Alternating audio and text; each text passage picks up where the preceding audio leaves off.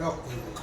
Police સ્ટેશનમાં ફરિયાદ કરી અત્યારે એક વાગે એમને બે વસ્તુ તમને એક ઓપ્શન આપ્યો ને એક નગર ખબર જ છે કે આ ગેરકાયદેસરનું દબાણ છે અને એ પોતે પંચનામું કરી ગયા એની પોતાની સહી લીધી એટલે આ ગેરકાયદેસર જ છે.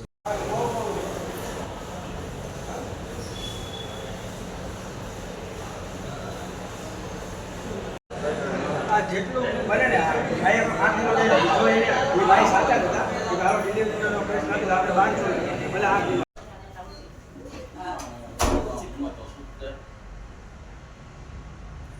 આ છે ને બેન ગમે એમ થોડા નજીક આવી તો રાજુભાઈ એને પૂરું કરાવો. થોડા નજીક આવી જાવ.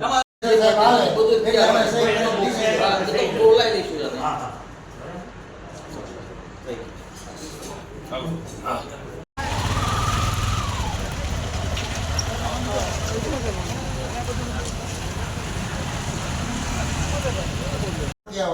સીસી રોડ થઈ ગયા તો પછી હવે બીજું એને ગેરકાયદેસર બીજી ગટર નીકળ્યા નળની લાઈન બીજી લાઈન જોડી.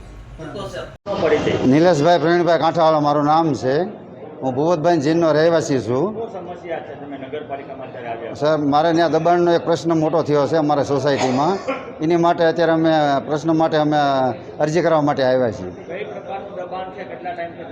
લગભગ ડેલો મૂકેલો છે એક અને પતરું એક મૂકેલું છે અને અમારે ઘણી તકલીફ પડે છે રહેવાસીઓને. બહુ મોટો પ્રશ્ન ઊભો થયો છે હાલમાં. દબાણ કરતા ત્યાં અતુલભાઈ પરમાર છે એ દબાણીને કર્યું છે. એ રહેવાસી છે છતાં એને ગેરકાયદેસર દબાણ કરેલું છે. અમે એમને વાત કરી પ્રેમથી સમજાવ્યા પણ એ લોકો દાદાગીરી કરે સમજતા નથી. અને અમે અહીંયા 20 દિવસ પહેલાં અરજી બધી કરેલી 2 વાર અરજી કરી આવ્યા. અમે આજ ચીફ ઓફિસર સાહેબને મળ્યા છીએ. એમને કીધું કે અમે તમને તાત્કાલિક ધોરણે નિકાલ કરી દઈશું. એ રીતે અમે એને રિક્વેસ્ટ કરીએ છીએ. હજી અમારે કોઈ રસ્તો આનો થયો નથી. હવે અમે કાયદો હાથમાં લેવા માગીએ છીએ. મારું નામ દોશી તુષાર નંદકિશોરભાઈ છે. રહેઠાણ ભૂપતભાઈનું જીન વિસામણ માર્કેટ પાસે. અમે રજૂઆત કરવા માટે આવ્યા છે કે જે અમારી કોમન પ્લોટની જગ્યા છે તે અતુલભાઈ પરમાર એ વાળી લીધેલ છે અને ત્યાં અમે હરેક પ્રસંગો ઉજવીએ છીએ. જે નવરાત્રિ હોય, ગણેશ ઉત્સવ હોય કે મા સતીજીનો કોઈ આગમન હોય, હરેક પ્રસંગો અમે ત્યાં ઉજવીએ છીએ. બાળકોને માટે રમત ગમતનું મેદાન પણ એ જ છે. તો એ લોકો અમને આ રીતે વાળી લીધેલું છે અને અમે રજૂઆત કરવા માટે આવીએ છીએ. તો અમને યોગ્ય જલ્દી ન્યાય મળે તેવી વ્યવસ્થા કરી આપવા માટે વિનંતી એવું અમે રજૂઆત કરવા આવ્યા છીએ.